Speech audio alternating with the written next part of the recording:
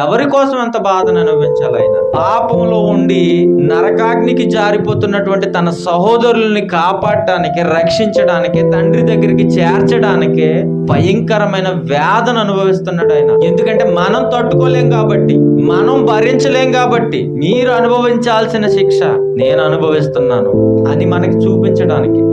అది చూసినప్పుడు, ఆయన్ని చూసినప్పుడు మనకు అర్థం కావాలి, ఆ ప్లేస్ లో ఉండాల్సింది నేను, ఆ శిక్షను అనుభవించాల్సింది నేను, నా పాపానికి పరిహారంగా నేను అనుభవించాలి.